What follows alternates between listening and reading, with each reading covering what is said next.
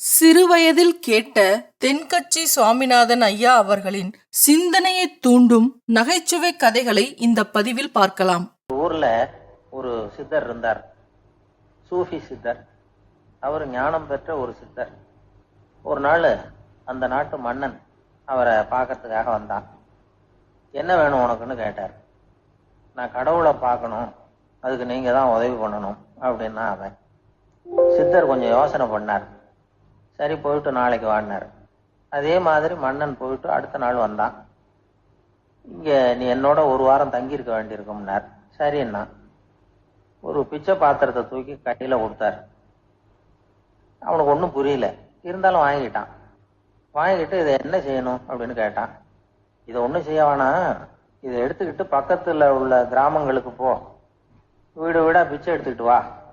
அப்படி வந்த பிறகுதான் உனக்கு சாப்பாடும் ஓய்வும் கிடைக்கும். ஒரு வாரம் இப்படி செய், அதுக்கப்புறம் 8வது நாள் நாம கடவுளை பத்தி யோசிக்கலாம் அப்படின்னார். இப்படி ஒரு சொன்னதை கேட்டதும் அந்த அரசனுக்கு அதிர்ச்சி ஆயிட்டுது. ஒரு மாதிரி ஆயிட்டான். தன்னுடைய சொந்த நாட்டுல சொந்த குடிமக்கள் கிட்ட போய் பிச்சை எடுக்கிறதா அப்படின்னு யோசனை பண்ணி பார்த்தான். அதுக்கப்புறம் மெதுவா அவன் அந்த சித்தரை பார்த்தான். ஐயா, சொந்த நாட்டிலேயே பிச்சை எடுக்கிறதுன்னா எனக்கு ஒரு மாதிரியா இருக்கு, வெக்கமா இருக்கு. நான் வேணும்னா வெளி தேசத்துல எங்கேயாவது போய் பிச்சை எடுக்கவா அப்படின்னு கேட்டான். இதுக்கு அந்த சித்தர் ஒரு சம்மதிக்கல. இத பாரு, உன்னால பிச்சை எடுக்க முடியலன்னா பேசாம திரும்பி அரண்மனைக்கே போயிடு. அதுக்கப்புறம் கடவுளை பத்தி எல்லாம் பேசுறதுக்கு என்னை தேடிட்டு வரக்கூடாது அப்படின்னுட்டார். மன்னன் தயங்கினான். இருந்தாலும் மனசை சரி பண்ணிட்டு சம்மதிச்சான். சரிங்க, ஒரு வாரம் இங்க தங்குறேன், நீங்க சொல்றது மாதிரி பக்கத்து கிராமங்களுக்கு போறேன், வீடு வீடா பிச்சை எடுக்கிறேன், வர்றேன் அப்படின்னா. ஒரு வாரம் தெரு தெருவா பிச்சை பாத்திரத்தோட அலைஞ்சான். சொந்த ஊர்ல சொந்த குடிமக்கள் கிட்ட பிச்சை எடுத்தான்.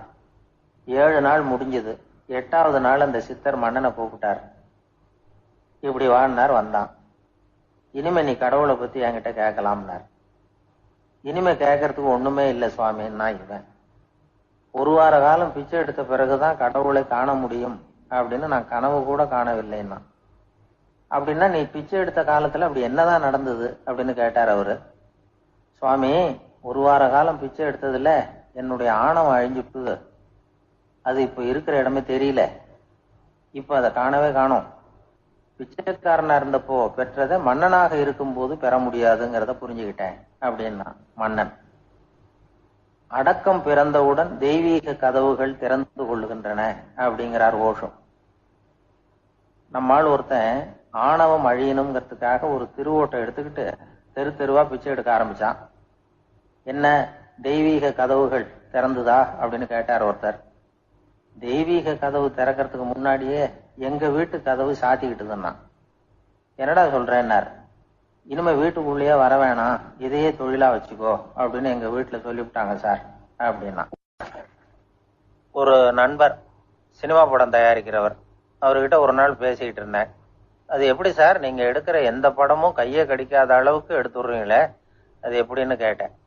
அது ஒன்றும் பெரிய விஷயம் இல்லை சார். பெண்களுக்குன்னு சில உருக்கமான காட்சிகள், இளைஞர்களுக்குன்னு சில நடனங்கள், அடிதடி காட்சிகள், அப்புறம் வயசானவங்களுக்குன்னு சில ஆன்மீக காட்சிகள், சின்ன பிள்ளைங்களுக்கு சிரிப்பு, இப்படி எல்லாமும் சேர்த்து நான் படம் எடுக்கிறேன். மசாலா படம்னு பேரு. இது ரொம்ப பெருசா இல்லைன்னாலும் ஓரளவுக்கு சுமாரா ஓடிரும், கையை கடிக்காது அப்படின்னார். இது ஒரு உத்தி. சில பத்திரிகை ஆசிரியர்களும் இந்த உத்தியை கையாளுறது உண்டு. இந்த உத்திக்கு பார்னம் உத்தி அப்படின்னு பேரு. பார்னம் எஃபெக்ட் அப்படின்னு சொல்லுவாங்க. அதாவது ஃபீனியஸ் டி பார்னம் அப்படின்னு ஒருத்தர் அமெரிக்காவில் இருந்தாராம். அதாவது 19ஆம் நூற்றாண்டுல அமெரிக்காவில் கொடிகட்டி பறந்த ஒரு சர்க்கஸ் நிறுவனத்தின் அதிபர் அவர். இந்த உலகத்துல ஒவ்வொரு நிமிஷமும் ஒரு ஏமாளி பறந்துகிட்டே இருக்கிறான் அப்படிங்கிறது அவருடைய சித்தாந்தம். ஒவ்வொருத்தரையும் திருப்திப்படுத்துற அளவுக்கு அம்சங்களை கொஞ்சம் கொஞ்சமா கலந்து கேளிக்கை நிகழ்ச்சிகளை நடத்தினதுதான் அவருடைய மகத்தான வெற்றிக்கு காரணம். அதனால அந்த உத்தியை யாரு கடைபிடிச்சாலும் சரி, அதுக்கு பார்னம் உத்தி அப்படின்னு பேர் வந்துட்டுது. ஜோசியம் சொல்றவங்களுக்கும் இந்த உத்தி தான் கை கொடுக்குது. ஒரு விஷயத்த ஒருத்தருடைய கோள் நிலைகள் அல்லது கையெழுத்து நிரூபிக்கிறதாக அவர்கிட்ட சொன்னா அதை அவர் நம்பிவிடுவார்.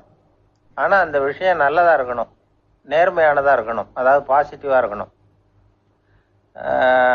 8ஆம் இடத்துல குரு, 9ஆம் இடத்துல சனி, நீங்க ஒரு பெரிய மேதை தான் அப்படின்னு சொல்லுவாங்க. கேட்குறவங்களுக்கு அதை மறுக்கிறதுக்கு மனசு வராது.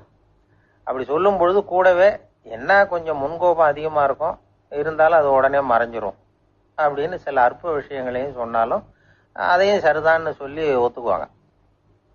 ஆளுமையை எடை போடுகிற ஒரு நிறுவப்பட்ட உத்தியின் மூலமாக தன்னுடைய குணாதிசயங்கள் கண்டுபிடிக்கப்பட்டதாக அவர் நம்புறது தான் இதுக்கு காரணம். இந்த மாதம் பணத்தட்டுப்பாடு கொஞ்சம் இருக்கும், உடம்புல ஏதாவது கொஞ்சம் அசௌகரியம் இருக்கும், வீட்டுக்குள்ளே லேசாக மனஸ்தாபம் வரலாம், இது மாதிரி பொதுப்படையாக சிலதை சொன்னாலே போதும், மக்களை நம்ப வச்சுடலாம். இதெல்லாம் நமக்கு மட்டும்தான் ஏற்படுது அப்படின்னு சொல்லி அவங்க நினைக்கிறது தான் காரணம். இதுதான் பாரணம் உத்திங்கிறது. மனிதர்கள் பாராட்டுகளை விரும்புறதும் விமர்சனங்களை வெறுக்கிறதும் பாரணம் உத்தியின் அடுத்த கூறு. அதனால ஒருத்தருக்கு ஜோசியம் சொன்னாலும் சரி, அவருடைய ஆளுமையை மதிப்பிடுறதாக இருந்தாலும் சரி, அவரை புகழற மாதிரி இருந்தாலும் சரி, அப்படி இருந்தால் தான் அது சரியா இருக்கும். சாதகமான விஷயங்களை அதிகமாகவும் பாதகமான விஷயங்களை நாசூக்காகவும் சொன்னால் மக்கள் அதை நம்பிடுவாங்க. ஒருத்தரை கருமின்னு சொன்னால் ஏற்றுக்க மாட்டார். அதையே கொஞ்சம் மாற்றி நீங்கள் கொஞ்சம் சிக்கனமான ஆசாமி அப்படின்னு சொன்னால் நீங்கள் சொல்கிறது சரிதான் சார் அப்படிம்பார். நீங்கள் பெரிய செலவாளி தான், இருந்தாலும் நல்ல விஷயங்களுக்கு தான் செலவழிப்பீங்க அப்படின்னு சொல்லணும். இப்படி இந்த பாரணம் உத்தியை கடைபிடிச்சி இன்னைக்கு வெற்றிகரமாக காலம் தள்ளுறவங்க நிறைய பேர் இருக்கிறாங்க. இந்த உலகத்தில் ஒவ்வொரு நிமிஷமும் ஒரு ஏமாளி பறந்துக்கிட்டே இருக்கிறான் அப்படிங்கிறது தான் ஃபீனியஸ் பார்னம் அவர்களுடைய நம்பிக்கை. அதை விட அடுத்தவங்களை ஏமாளியா நினைக்கிற மனுஷர்கள் தான் இன்னைக்கு உலகத்துல ரொம்ப அதிகம்.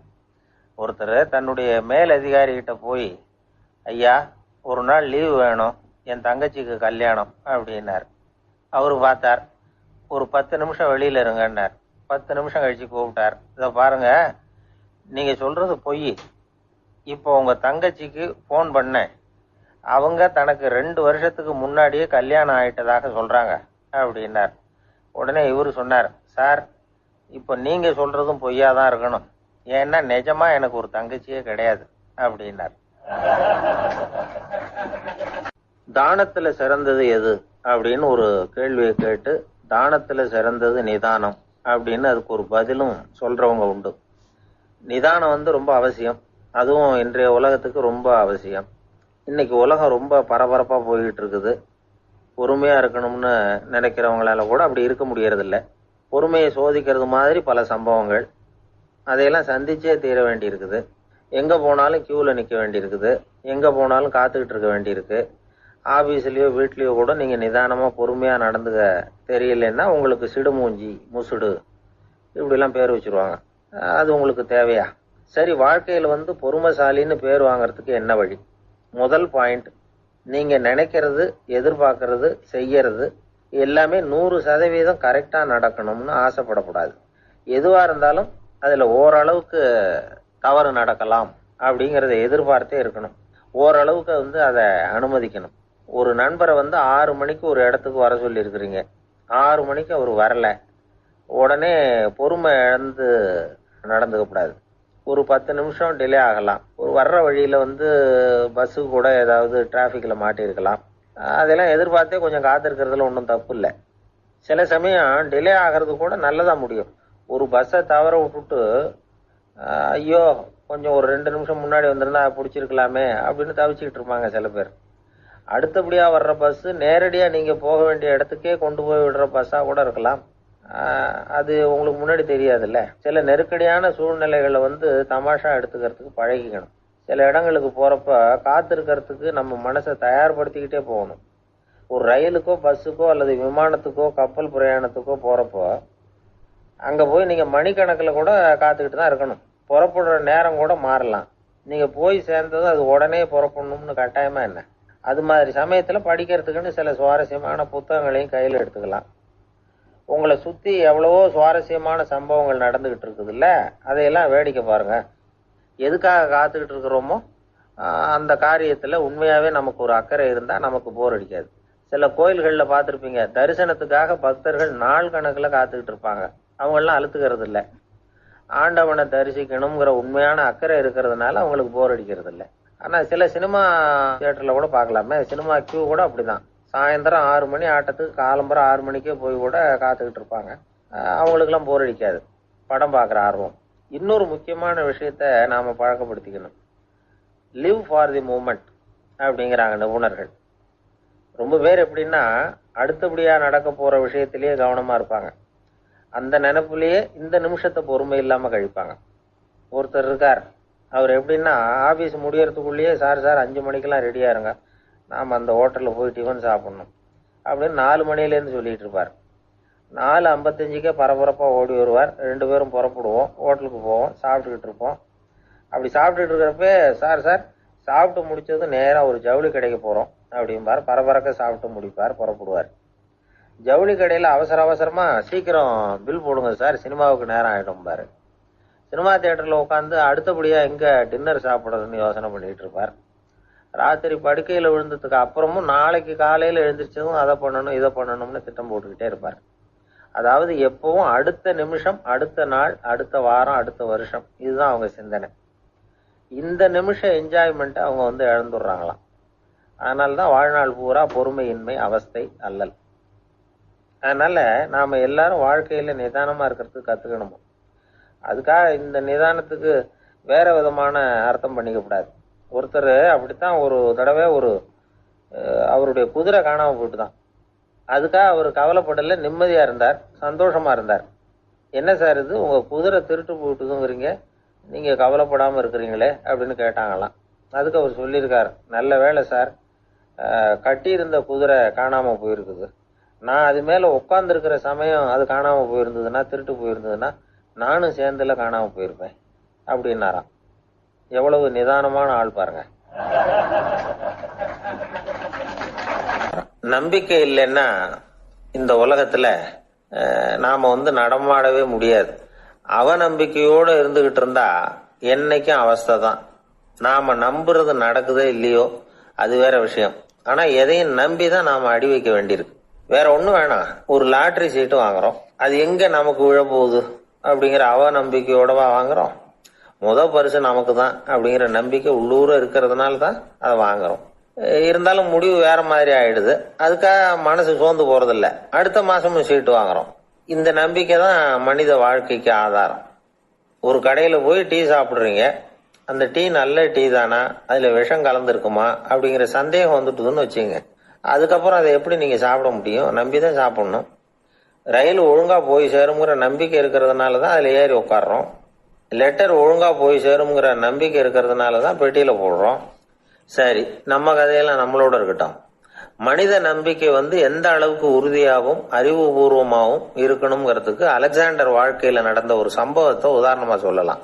இந்த உலகத்தையே ஜெயிக்கணும்னு புறப்பட்டார் அலெக்சாண்டர். ஒரு கட்டத்துல அவர் சிட்னஸ் நதி கரைக்கு சேர்ந்தார். அந்த சமயத்துல அவருக்கு கடுமையான நோய் வந்துட்டுது. அவரு கூடவே வந்திருந்த கிரேக்க வைத்தியர்கள் என்னென்னமோ முயற்சியெல்லாம் பண்ணி பார்த்தாங்க. இருந்தாலும் அலெக்சாண்டருக்கு வந்திருக்கிறது என்ன நோய்ங்கிறத அவங்களால கண்டுபிடிக்க முடியல. ஏன்னா அந்த பகுதியில் உள்ளவங்களுக்கு மட்டுமே அதிகமா வரக்கூடிய ஒரு வினோதமான நோயா இருந்தது அது. ஆனா அவர் இருக்கிற இடம் எதிரியோட இடம், பாரசீக மன்னனோட ஆளுகைக்கு உட்பட்ட இடம். என்ன பண்றது அப்படின்னு எல்லாரும் யோசனை பண்ணாங்க. பாரசீக மன்னனோட அரண்மனையில் இருக்கிற வைத்தியர் வந்தா இந்த நோயை குணப்படுத்தி விடுவார் அப்படின்னு சொன்னாங்க. இருந்தாலும் எதிரியோட நாட்டில் இருக்கிற வைத்தியரை கூப்பிட்டு எப்படி நம்பி வைத்தியம் பார்க்க சொல்றது அப்படின்னு சொல்லி எல்லாரும் தயங்கினாங்க. ஆனா அலெக்சாண்டர் தயங்கல, பரவாயில்ல அழைச்சிட்டு வாங்கன்னு விட்டார். உடனே அவரை போய் அழைச்சிட்டு வந்துட்டாங்க. அவர் வந்தாரு, அலெக்சாண்டர் உடம்ப பரிசோதனை பண்ணி பார்த்தார். சரி, இதை குணப்படுத்தி விடலாம், பயப்பட வேண்டியது இல்லை. ஆனா இதுக்கு ஒரு மூலிகை ரசம் தயார் பண்ணி கொடுக்கணும். நான் போய் அதை தயார் பண்ணிட்டு 2 நாள்ல திரும்பி வந்துடுறேன் அப்படின்னு சொல்லிவிட்டு போனார் அந்த வைத்தியர். அதே மாதிரி 2 நாள்ல திரும்பி வந்தார் மூலிகை ரசத்தோட. இதுக்கு இடையில அலெக்சாண்டரோட தளபதிகள்ல ஒருத்தர் ரகசியமா ஒரு எச்சரிக்கை கடிதம் கொடுத்து அனுப்பியிருக்கிறான். அதை வாங்கி என்ன விஷயம்னு பார்த்தார். இப்போ உங்ககிட்ட வந்திருக்கிற எதிரி நாட்டு வைத்தியரை நம்பாதீங்க, அவன் கொண்டுகிட்டு வந்திருக்கிற மூலிகை ரசத்துல விஷம் கலந்துருக்குது அப்படின்னு அதுல எழுதியிருக்கு. அதை பார்த்தார்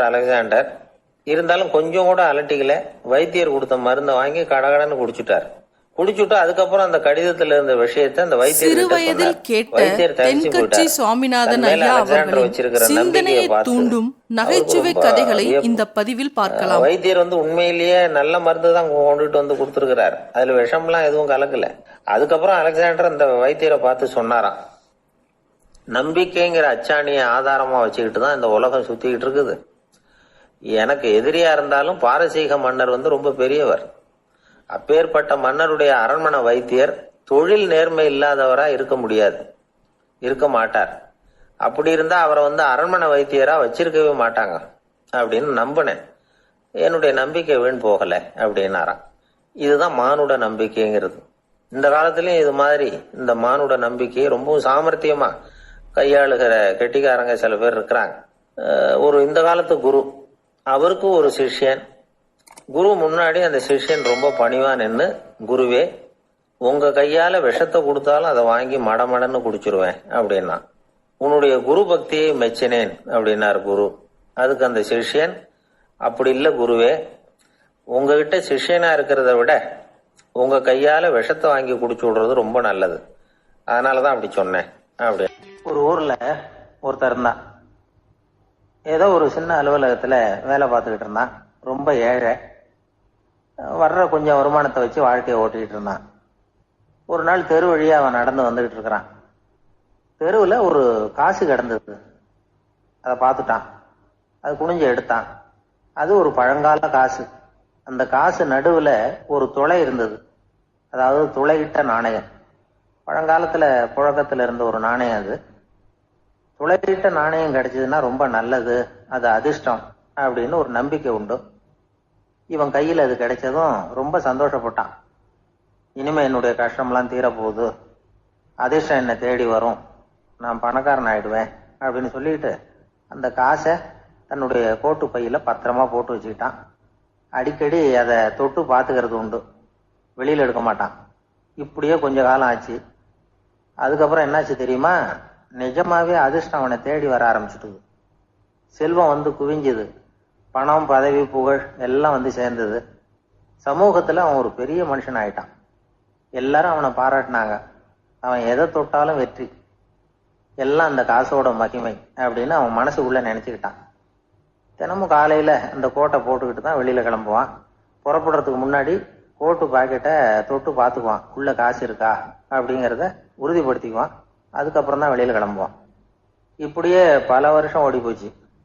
ஒரு நாள் அவனுக்கு அந்த ஆசை வந்துட்டுது. அதாவது அந்த துளையிட்ட நாணயத்தை எடுத்து கண்ணால பார்க்கணும் அப்படின்னு. காலையில சாப்பிட்டுக்கிட்டு இருந்தான்.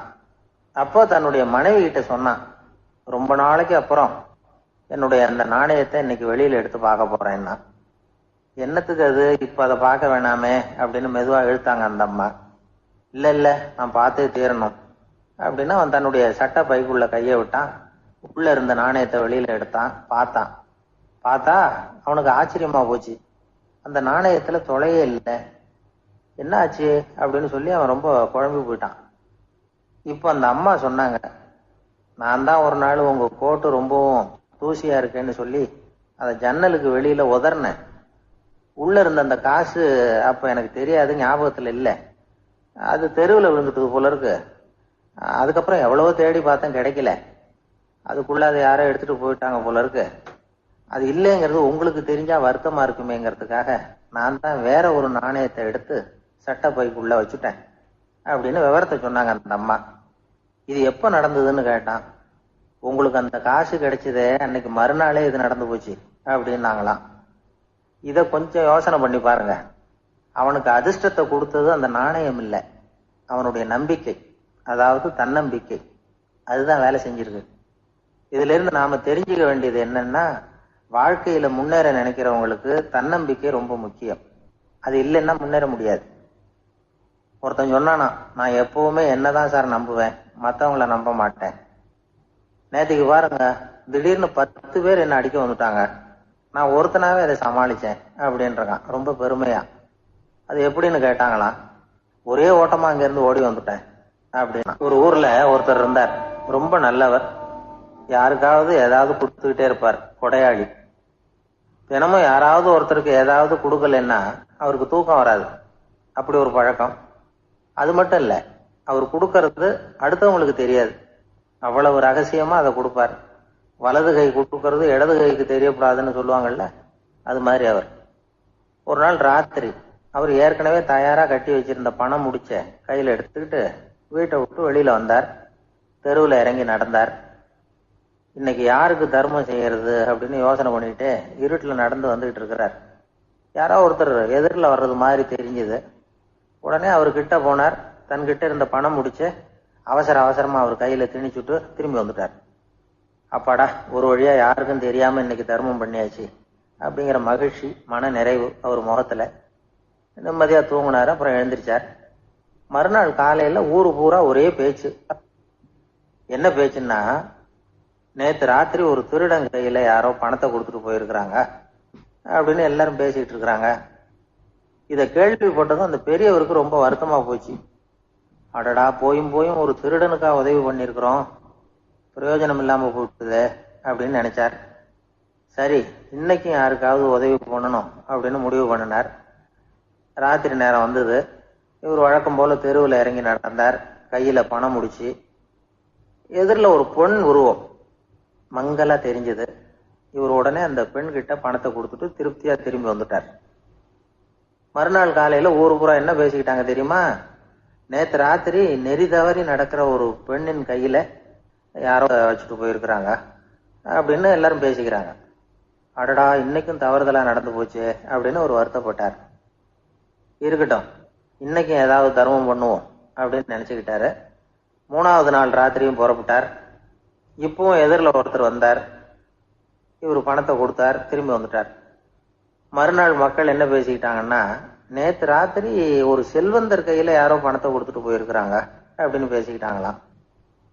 அவருக்கு ரொம்ப வருத்தமா போயிட்டுது.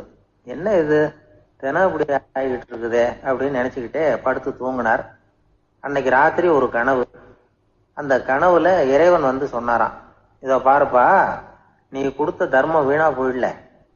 உன்கிட்ட பணம் வாங்கின அந்த திருடன் திருந்திட்டான், அந்த பொண்ணும் திருந்திட்டா, அந்த செல்வந்தனும் கொடையாளி ஆயிட்டான், எல்லாருக்கும் உதவி பண்ண ஆரம்பிச்சுட்டான் அப்படின்னு சொன்னாராம். இந்த கதையை சொன்னவர் யாருன்னா நபிகள் நாயகம். இதுல உள்ள கருத்து என்னன்னா, நல்ல மனசோட தர்மம் பண்ணுனா அது வீணா போறதில்லை.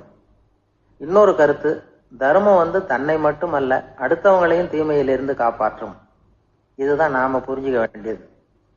இந்த காலத்திலேயே இது மாதிரி சில சம்பவங்கள் நடக்கிறது உண்டு. ஒரு பெரியவர் இருட்டுல நடந்து வந்துகிட்டு இருந்தாரு. எதிரில் வந்த ஒருத்தன் வலு கட்டாயமா இவர் கையை பிடிச்சி ஒரு பண முடிப்பை கொடுத்து வச்சுக்க சொல்லிவிட்டு விலகி போயிட்டான். பெரியவருக்கு ஆச்சரியம், இந்த காலத்துலயும் இப்படி வலது கை கொடுக்கறது இடது கைக்கு தெரியக்கூடாதுன்னு நினைக்கிற கொடையாளிகள் உண்டு போல இருக்கு அப்படின்னு யோசனை பண்ணிக்கிட்டே நடந்தார். கொஞ்ச தூரம் போயிருப்பாரு. அதுக்குள்ள அதே ஆள் திரும்பி வந்தான். கொடுத்த பண முடிப்பை திருப்பி கொடுங்க அப்படின்னு கேட்டு வாங்கிட்டான். இவருக்கு ஒன்றும் புரியல. ஏன் இப்படி பண்றேன்னார். அது ஒண்ணும் இல்லைங்க, கொஞ்ச நேரம் இதை உங்ககிட்ட கொடுத்து வச்சிருந்தேன், அவ்வளவுதான் அப்படின்னா. ஏன்னு கேட்டார். என்னை பின்னாடி போலீஸ் தேடிட்டு வந்துகிட்டு இருக்குது, அதுதான் அப்படி பண்ணேன், இப்ப போயிட்டுது, இனிமே ஒன்றும் பயம் இல்லை அப்படின்னு சொல்லிவிட்டு அவன் பாட்டுக்கு நடந்து போறான். அளவுக்கு மிஞ்சினா எதுவுமே இடைஞ்சல் தானே. அன்பும் அப்படிதான். அன்பு அதிகமா இருந்தா அது எப்படி கெடுதல் பண்ணும் அப்படிங்கிற சந்தேகம் உங்களுக்கு வரலாம். தசரதன் கதை என்னாச்சு? கைகேயி மேல வச்சு அளவு கடந்த அன்பு. ராமன் வந்து காட்டுக்கு போறாப்புல ஆயிட்டுது இல்ல. தசரதன் எப்பேற்பட்ட அரசன். விஸ்வாமித்திரர் சொல்றார், என்ன மாதிரி முனிவர்களுக்கும் தேவர்களுக்கும் ஏதாவது கஷ்டம் வந்தா முதல்ல முருகன் கிட்ட போவோம், அப்புறம் பரமசிவனை போய் பார்ப்போம், அதுக்கப்புறம் திருமால் கிட்ட போவோம், அப்புறம் பிரம்மன் இந்திரன் இவங்களெல்லாம் போய் பார்ப்போம், இவங்களால எல்லாம் முடியலன்னா கடைசியில் அயோத்திக்கு வருவோங்கிறார். உன்னை விட்டா வேற கதி உண்டோ அப்படின்னு தசரதனை பார்த்து விஸ்வாமித்திரரே சொல்றார். அப்பேற்பட்ட அரசன் தசரதன் கைகேயி காலில் வந்து விழறான். உன் பாதங்களை தொட்டு கெஞ்சி கேட்டுக்கிறேன், ராமனை காட்டுக்கு அனுப்பாதேங்கிறான். தசரதனுடைய இந்த நிலைமைக்கு என்ன காரணம்? அவன் கைகேயி மேல வச்ச அளவு கடந்த அன்புதான் காரணம். இப்ப சொல்லுங்க, அன்பா இருந்தாலும் அது அளவுக்கு மீறி போனா கெடுதல் பண்ணுமா பண்ணாதா? அது மட்டும் இல்ல, அளவு கடந்த அன்பு நீதிக்கும் நியாயத்துக்கும் புறம்பான காரியங்களையும் செய்ய வச்சிரும். தசரதன் வந்து மிகச்சிறந்த நீதிமான், தர்மத்துக்கு விரோதமா ஒரு காரியமும் செய்யாதவன். அப்பேற்பட்டவன் தன்னுடைய மனைவியை பார்த்து என்ன சொல்றான் தெரியுமா? உனக்காக நான் என்ன செய்யணும்னு சொல்லு, செய்யறேன், ஒரு குற்றமும் செய்யாத ஒருத்தனை கொல்லணுமா கொல்றேன், மரண தண்டனை விதிக்கப்பட்ட ஒருத்தனை விடுதலை செய்ய சொல்றியா செய்யறேன், எந்த பிச்சைக்காரனையாவது கோடீஸ்வரனாக சொல்றியா ஆக்குறேன், அல்லது கோடீஸ்வரனை வந்து பிச்சைக்காரன் ஆக்கணுமா ஆக்குறேன் அப்படிங்கிறான். நீதிக்கு விரோதமான இந்த பாவங்களை செய்யறதுக்கு அப்பேற்பட்ட அரசன் வந்து எப்படி துணிஞ்சான்? மனைவி பேர்ல வச்ச அளவு கடந்த அன்புதான் காரணம். திரிசூலம், வஜ்ராயுதம், வாள் இதுகளால தாக்கப்பட்டா கூட அதையெல்லாம் கொஞ்சம் கூட லட்சியம் பண்ணாத ஒருத்தன் காமதேவனுடைய மலர் அம்புகள் தாக்குனா அதை அவனால தாக்கு பிடிக்க முடியல, விழுந்துடுறான். காமதேவனுக்குள்ள மகிமையே அதுதாங்கிறார் துளசிதாசர். அதனாலதான் பெரியவங்கள்லாம் என்ன சொல்றாங்கன்னா, எதையும் அளவுக்கு மீறி செய்யாதேங்கிறாங்க. அப்பா, அம்மா, மனைவி, மக்கள் எல்லார் பேர்லயும் அன்பு அவசியம்தான். ஆனா அந்த அன்பு அறிவுக்கு புறம்பா இருக்கக்கூடாது, அளவுக்கு மீறி இருக்கக்கூடாது. அப்பதான் வாழ்க்கை சுகமா இருக்கும், இல்லைன்னா அவஸ்தை தான். அளவுக்கு மீறின அன்புங்கிறது புரியுது, அது சரி. அறிவுக்கு புறம்பான அன்புங்கிறது எப்படி? ஒரு தாய்க்கு வந்து ஜலதோஷம் அல்லது ஏதோ ஒரு தொற்று நோயின்னு வச்சுங்களேன், அந்த அம்மாவுக்கு தன்னுடைய குழந்தை பேர்ல அளவு கடந்த அன்பு. தனக்கு நோய் இருக்கு, அது அடுத்தவங்களுக்கு தொற்றக்கூடியது அப்படின்னு தெரிஞ்சிருந்தோம் அன்பை காட்டுறதுக்காக அந்த குழந்தைக்கு முத்தம் கொடுக்குறேன்னு தூக்கி வச்சுக்கிட்டு கொஞ்சம் ஆரம்பிச்சதுன்னு வச்சுக்கோங்க, அது நல்லா இருக்குமா? இதுதான் அறிவுக்கு புறம்பான அன்புங்கிறது. அது மாதிரி விலங்குகள்கிட்ட அன்பாயிருன்னு சொல்றோம், அதுக்காக புலிக்கு முத்தம் கொடுக்க முடியுமா? அப்படி கொடுத்தா அது அறிவுக்கு புறம்பான அன்பு. அதனால அன்பு கூட அறிவுபூர்வமா இருக்கணும் அப்படிங்கிறத இன்னைக்கு தகவல் மூலமா நாம புரிஞ்சுக்கணும். இந்த காலத்து காதலன் தன்னுடைய காதலிகிட்ட சொன்னானாம், இதை பாரு, உன் பேர்ல எனக்கு அளவு கடந்த அன்பு, உனக்காக என்ன செய்யணும் சொல்லு செய்யறேன், நெருப்புல நடக்கணுமா நடக்கிறேன், நீர்ல குதிக்கணுமா குதிக்கிறேன், உயிரையே கொடுக்கணுமா கொடுக்கறேன் அப்படின்னா. சரி, வர்ற ஞாயிற்றுக்கிழமை சாயந்தரம் 6 மணிக்கு இதே இடத்துக்கு வாங்க அப்படின்னு அந்த பொண்ணு. இவன் கொஞ்சம் யோசனை பண்ணி பார்த்துட்டு, அன்னைக்கு மழை பெய்யாம இருந்தா வந்துடுறேன் அப்படின்னானா. இந்த உலகத்துல அன்பை பத்தி பேசாதவங்க யாருமே கிடையாது. அன்புதான் கடவுள் அப்படின்னு ஏற்கனவே சொல்லி வச்சிருக்கிறாங்க. அன்புதான் உலக மகாசக்தி அப்படின்னு சொல்லி வச்சிருக்கிறாங்க. அன்பு இல்லைன்னா அந்த உலகமே இல்லை அப்படின்னு சொல்லுவாங்க.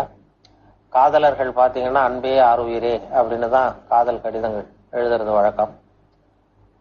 அது மட்டும் இல்லை, ஒருத்தருக்கு கடிதம் எழுதினா கூட அன்புள்ள நண்பருக்கு அப்படின்னு அன்பாக தான் ஆரம்பிக்கிறோம். முடிக்கும் பொழுதும் அன்புடன் அப்படின்னு சொல்லி கையெழுத்து போடுறோம்.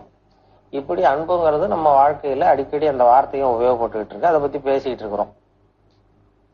இதை வந்து ஒரு பெரியவர்கிட்ட கேட்டார் ஒருத்தர், ஏங்க எல்லாரும் அன்பை பத்தியே பேசிட்டு இருக்கிறாங்களே இந்த உலகத்துல, அன்புன்னா அது என்ன ஒரு பேசப்பட வேண்டிய ஒரு விஷயமா? ஏன் அந்த அளவுக்கு அன்பை பத்தி எல்லாரும் பேசுறாங்க அப்படின்னு கேட்டிருக்காரு. அதுக்கு அந்த பெரியவர் சொன்னாராம், ஏன் எல்லாரும் அன்பை பத்தி இவ்வளவு தூரம் பேசுறாங்கன்னா, யாருமே வந்து அன்புன்னா என்னன்னு தெரியாது யாருக்கும். நமக்கு எந்த விஷயம் தெரியாதோ அந்த தெரியாத விஷயத்தை பத்தி பேசுறது ரொம்ப இயல்பு, மனிதனுடைய இயல்பு. அன்பு, உண்மையான அன்புன்னா என்னங்கிறது இன்னும் யாருக்கும் தெரியாது. நாம இப்ப பார்த்துக்கிட்டு இருக்கிறதெல்லாம் அன்பின் பொய் தோற்றங்கள். அதனாலதான் அன்பை பத்தி எல்லாரும் பேசிட்டு இருக்கிறாங்க. அன்பு வருது, அப்ப இப்ப நாம நினைச்சுக்கிட்டு இருக்கிறது அன்பு கிடையாது. இப்ப நம்ம பார்த்துக்கிட்டு இருக்கிறது இந்த காதல்னு வார்த்தையெல்லாம் உபயோகப்படுத்துறோமே, அது கிடையாது அப்படின்னு சொல்லி இல்லாத ஒன்றை பத்தி தான் அதை சொல்றதுக்கு முயற்சி பண்ணுவாங்க, பேசுறதுக்கு முயற்சி பண்ணுவாங்க. இப்போ கவிதையில வந்து காதல் கவிதைகள்னு எழுதுறோம் நிறைய. அதே மாதிரி சினிமாவில் அதை பத்தி பேசுறது, அன்பை பத்தி சொல்றது, நாடகத்துல அன்பை பத்தி பேசுறது, சொற்பொழிவுல அன்பின் பெருமைங்கிறத பத்தி பேசுறது, இதெல்லாம் அடிக்கடி சொல்லிட்டு இருக்கிறதுக்கு காரணம் அந்த உண்மையான அன்புங்கிறது இன்னும் யாரும் அனுபவிக்காத விஷயமா இருக்கு. அதனாலதான் அதை பத்தி அதிகமா பேசுறோம் அப்படின்னாரா. இவர் கேட்டவருக்கு ஒரு மாதிரியா இருந்தது, என்ன அப்படியா சொல்றீங்க அப்படின்னு. ஆமா, உண்மையிலேயே அதுதான். அன்பை பத்தி எதுவுமே தெரியாத ஒருத்தன் எழுதின கவிதை அன்பை பத்தி எல்லாம் தெரிஞ்ச ஒருத்தன் எழுதின கவிதையை விட ரொம்ப நல்லா இருக்கும் அப்படின்னாராம். அன்புன்னா என்னன்னே தெரியாதவன் அவன் எழுதுன கவிதை நல்லா இருக்கும், அன்பை பத்தி புரிஞ்சுக்கிட்டவன் எழுதின கவிதையை விட. ஏன்னு கேட்டா, இந்த அன்புன்னா என்னன்னே தெரியாது இருக்கான்ல, அவன்கிட்ட வெறுமை அதிகமா இருக்கு, வெற்றுத்தன்மை, அவனுக்கு எதுவுமே கிடையாது, பிளாங்கா இருக்கான். அவனுடைய வெறுமை தன்மையை நிரப்புறதுக்காக வார்த்தை ஜாலங்களை உபயோகப்படுத்துறானா. காதல்னா அது இது, அன்புன்னா இது அப்படின்னு சொல்லி அலங்கார வார்த்தைகளை போட்டு நிரப்புறான். அது பாக்குறதுக்கு அழகா இருக்கு கவிதை.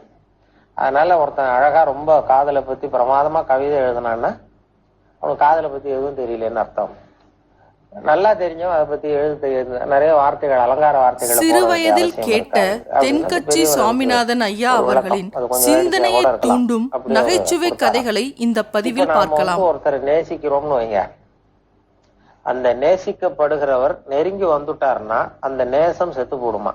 அதுக்கப்புறம் நேசம்ங்கிறதுக்கு அவசியமே இல்லை. காதல்ங்கிறது நிறைவேறி போச்சுன்னா அந்த நிறைவேறுகிற தருணத்துல காதல் செத்து போடும். அது அதுக்கப்புறம் காதல்னு ஒண்ணு இருக்காது. இப்ப நாம என்ன நினைச்சுட்டு இருக்கிறோம்னா, இப்போ ஒருத்தர் மேல ஒருத்தர் ஆசைப்படுறாரு, அதுக்கு ஏகப்பட்ட தடைகள் வருது. அந்த தடையெல்லாம் மீறி அவர் அடையணும்னு இவர் துடிக்கிறார். அந்த துடிப்புக்கு தான் இப்ப காதல்னு பேர் வச்சிருக்கிறோம். அதாவது எப்படியாவது தடைகளை மீறி அந்த நினைச்சதை அடையணும்னு நினைக்கிறார் இல்லையா, அந்த துடிப்பு, மன இறுக்கம், போராட்டம், இதுக்குதான் இப்ப காதல்னு நாம பேர் கொடுத்துட்டு இருக்கிறோம். அது நிறைவேறிய காதல் உயிரோட இருக்காது. அதுக்கப்புறம் அங்க அன்புக்கே இடம் இல்லை அப்படின்னு சொல்லுவாங்க. அவங்க தெய்வீக காதல்னு சொல்றாங்களே, அது என்ன அப்படின்னு கேட்டா, நிறைவேறாத காதல் தான் தெய்வீக காதல். லைலா மஜ்னு, அமராவதி அம்பிகாபதி, ரோமியோ ஜூலியட், இது மாதிரி இந்த கதைகள்லாம் தெய்வீக காதல்னு சொல்றோம். அந்த ஏன்னா அதெல்லாம் நிறைவேறல. நிறைவேறியாச்சுன்னா அதுக்கு அப்புறம் தெய்வீகம் தேவைப்படாது. அது அப்புறம் அதுல ஒண்ணுமே இல்லை. அது ஒரு வெற்றுத்தன்மை, ஒண்ணுமில்லாத தன்மையும்பாங்க. அதனால அது சரியா புரிஞ்சுக்காத ஒரு முட்டாள்தனமான அகங்காரத்தின் வெளிப்பாடுங்கிறார். இப்ப நாம காதல்னு சொல்றது ஒரு முட்டாள்தனமான அகங்காரத்தின் வெளிப்பாடு அப்படின்னு ஒரு பெரிய ஞானி சொல்றார். இப்படி காதலை பத்தி விமர்சனம், விளக்கம் கொடுக்கறவங்க நிறைய பேர் இருக்கிறாங்க. அது இளைஞர்களை கேட்டா அது ரொம்ப தெய்வீகமான விஷயம் அப்படின்னு தான் அவங்க சொல்லுவாங்க. ஒருத்தர் சொன்னார், அதாவது காதல் என்றால் என்ன அப்படிங்கிறதுக்கு ஒருத்தர் சொன்ன கருத்து என்னன்னா, இன விருத்திக்காக இயற்கை செய்கிற தூண்டுதல் உணர்வின் தொடக்கம். அதுதான் காதல். இன விருத்திக்காக இயற்கை செய்கிற தூண்டுதல் உணர்வின் தொடக்கம் அப்படின்னார். அது உங்களை போய் கேட்டேன்னுட்டு போயிட்டாராம். ஏன்னா கேட்டவர் ஒரு இளைஞர். அவருடைய அபிப்பிராயத்துல அது ரொம்ப தெய்வீகமான விஷயம். இப்படி அறிவியல் பூர்வமா அதை பேசக்கூடாது, அது உணர்வு பூர்வமா பேச வேண்டிய ஒரு விஷயம் அப்படின்னு அவர் நினைச்சிட்டு இருக்கிறார். அதனால இந்த அன்பை பத்தி நாம நிறைய பேசிட்டு இருக்கிறோம், நம்ம நிறைய சொல்லிட்டு இருக்கிறோம்னா அதனுடைய உண்மையான அந்த ஆனந்தத்தை யாரும் அனுபவிக்கல. இந்த உலகத்திலேயே ரொம்ப அமைதியான நேரம் எது அப்படின்னு கேட்டாங்க. உலகத்திலேயே ரொம்ப அமைதியான நேரம் எதுன்னா, எந்தவித நிபந்தனையும் இல்லாமல் அன்பு செலுத்துகிற நேரம் இருக்கு பாருங்க. எந்தவித நிபந்தனையும் இல்லாமல் அன்பு காட்டுகிற நேரம் தான் உலகத்திலேயே அமைதியான நேரம் அப்படின்னு ஒரு பெரியவர் சொன்னார். அப்படி அன்புங்கிறது எதையும் எதிர்பார்க்காத விஷயம். இப்ப அன்பு அளிப்புன்னாவே அந்த அளிக்கிறதையே அன்பு விரும்புறது இல்லை. அதனால அது அன்பளிப்புன்னு நாம சொல்லி எதையாவது ஒரு பொருளை கொடுக்கறது சும்மா அந்த நேரம் அவரை சந்தோஷப்படுத்துறதுக்காக கொடுக்குறோம். அளிப்பதையும் விரும்புவதில்லை, அளிக்கப்படுவதும் அதுக்கு பிடிக்காது. அப்படி எதுவுமே இல்லாத ஒரு தன்மை, அது ஒரு பெரிய ஆனந்த நிலைன்னு சொல்லுங்களேன்.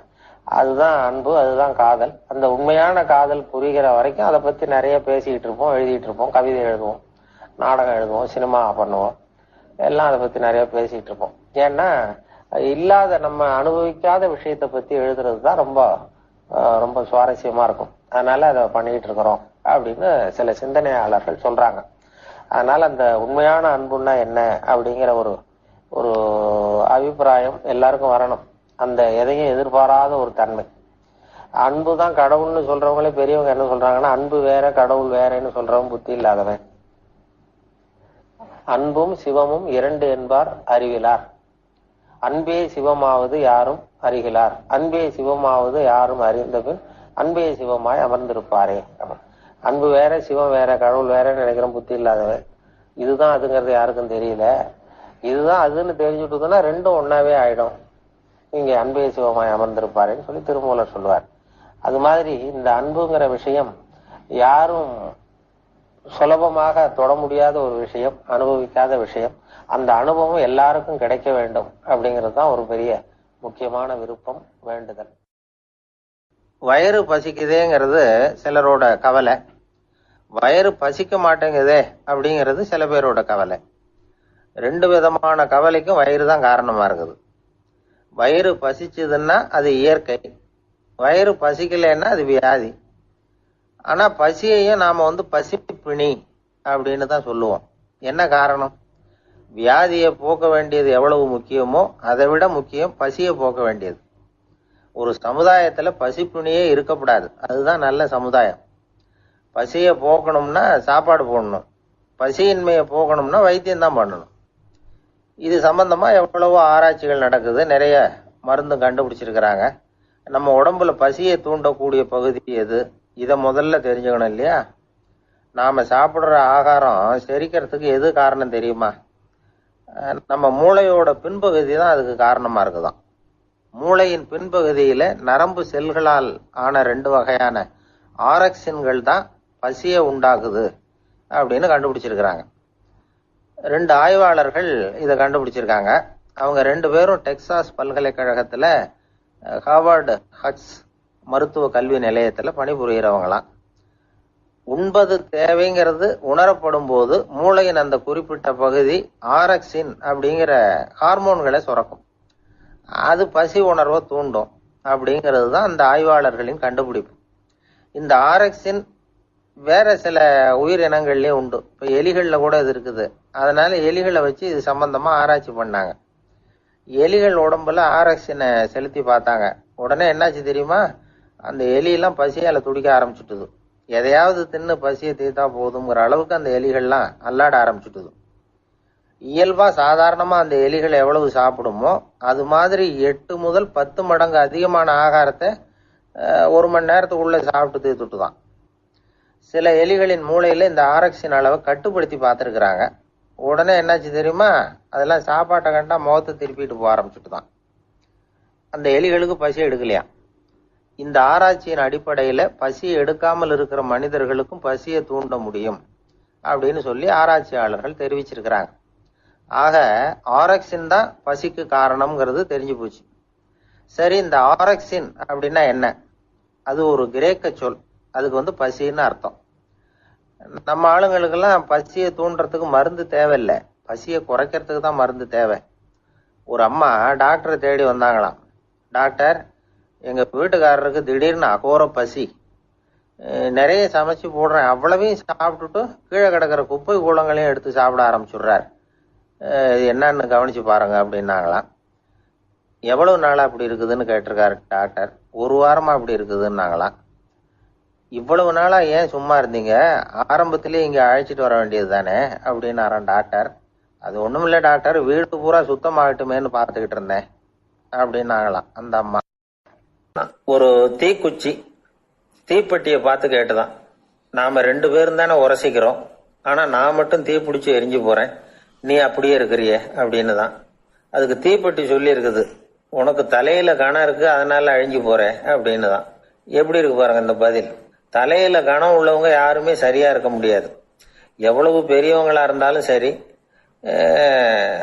ரொம்ப கஷ்டம்தான் அது. கர்வம்ங்கிறது கூடவே கூடாது.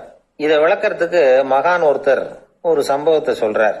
அர்ஜுனன் தீர்த்த யாத்திரை பண்ணானா. அப்போ தென்னிந்தியாவுக்கு வந்திருக்கிறான். ராமேஸ்வரத்துக்கு போனப்போ அங்க இலங்கைக்கு கல்லுலாம் அடுக்கி போடப்பட்டிருந்த பாலத்தை பார்த்தானா. ஒரு சின்ன குரங்கு அதுக்கு பக்கத்துல விளையாடிட்டு இருந்திருக்கு.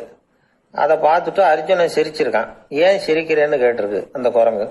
ராமன் மிகச்சிறந்த வில் வீரன், அப்படி இருக்கிறப்போ அவன் இலங்கைக்கு அம்புகளாலேயே ஒரு பாலம் கட்டியிருக்கலாம்.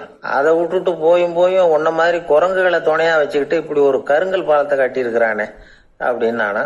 அம்புகளால பாலம் கட்ட முடியுமா அப்படின்னு கேட்டுதான் குரங்கு. ஏன் முடியாது, என்னால முடியுமேன்னு இருக்கான் அர்ஜுனன். அம்பால பாலம் கட்டலாம், இருந்தாலும் என்ன மாதிரி குரங்குகள் ஏறி நடந்தா அது தாங்குமா? அதனாலதான் ராமர் கருங்கல் பாலமே கட்டினார் அப்படின்னு குரங்கு சொல்லிச்சான். அப்படியே சொல்ற, நான் வேணும்னா இப்ப அம்புகளாலேயே ஒரு பாலத்தை கட்டுறேன், நீ அது மேல ஏறி நடந்து பார், பாலம் விழுந்துட்டுதுன்னா நான் தீ மூட்டி அதுல குதிச்சு உயிர் தியாகம் பண்ணி விடுறேன் அப்படின்னு நான் ரொம்ப கோபமா. உடனே அந்த சின்ன குரங்கு பெரிய உருவம் எடுத்துட்டுதான் கையில கதையோட அர்ஜுனன் முன்னாடி நிக்கிறான் அனுமன். பார்த்தா, என்னுடைய தலைவர் ராமரியா இழிவா பேசுற, நீ இப்போ பாலம் கட்டு, நான் என்னுடைய பலத்தை காட்டுறேன் அப்படின்னு அனுமன். அர்ஜுனன் தன்னுடைய காண்டிபத்தை எடுக்கிறான், சரமாரியா அம்புகளை விடுறான். அதெல்லாம் ஒன்னோட ஒண்ணு கோத்துக்கிட்டு அப்படியே பாலம் மாதிரி நிக்குது. அர்ஜுனன் தலை நிமிர்ந்து நின்னான். அனுமன் உயர கிளம்பி அங்க இருந்து பாலத்துல பொத்துன்னு இறங்கினான். பாலம் அப்படியே நொறுங்கி போச்சு தூள் தூளா. என்ன அர்ஜுனா, இப்ப என்ன செய்ய போற அப்படின்னா ஏளனமா. அர்ஜுனன் தலையை தொங்க போட்டுக்கிட்டான். சொன்னபடி தீ மூட்டி அதுல குதிக்கிறதுக்காக 3 தடவை சுத்தி வந்தான். அப்போ கிருஷ்ணர் அங்க வந்தார். என்ன அர்ஜுனா, என்ன நடக்குது, என்ன இது அப்படின்னு ஒன்றும் தெரியாத மாதிரி கேட்டார். அர்ஜுனன் வாயை திறக்கிறதுக்கு முன்னாடி அனுமன் வாயை திறந்தான், நடந்ததை சொன்னான். அர்ஜுனன் சவால் விட்டபடி உயிர் திறந்தே ஆகணும்னா அனுமன். கிருஷ்ணர் யோசனை பண்ணார், நல்லது, இந்த சவால் விட்டதுக்கும் நடந்ததுக்கும் யார் சாட்சி?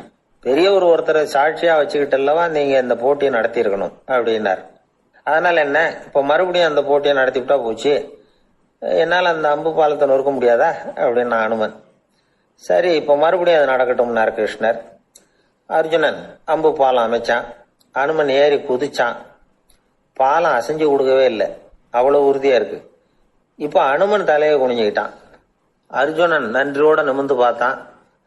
கிருஷ்ணருடைய தோள்கள்லையும் முதுகள்லையும் ரத்தம். என்ன சுவாமி, என்ன நடந்ததுன்னு நான் பதறி போய், உன் அம்பு பாலத்தை நான் தான் முட்டு கொடுத்து தாங்கிட்டு இருந்தேன். அனுமன் குதிச்சப்போ என் மேல ஏற்பட்ட காயங்கள் இவை. பின்ன உன்னுடைய அம்பு பாலத்தினாலியா பாலம் நின்னுதுன்னு நினைக்கிற அப்படின்னாராம். முதல்ல அர்ஜுனன் அப்புறம் அனுமன் 2 பேருக்குமே கர்வ பங்கம் ஆயிட்டுதான். அதாவது அவங்க கிட்ட இருந்த கர்வம் போயிட்டுது. யாரா இருந்தாலும் கர்வம் கூடாதுங்கிறத இதுல இருந்து நாம புரிஞ்சுக்கணும். இந்த காலத்துல நாமெல்லாம் எந்த விஷயத்துக்கெல்லாம் கர்வப்பட்டு இருக்கோம் தெரியுமா?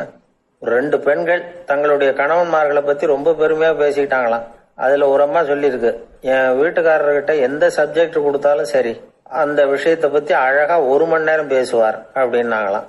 உடனே இன்னொரு அம்மா, அது என்ன பிரமாதம், என் வீட்டுக்காரருக்கு சப்ஜெக்டே தேவையில்லை, விஷயமே இல்லாம நாள் பூரா பேசிக்கிட்டு இருப்பார் அப்படின்னாங்களாம்.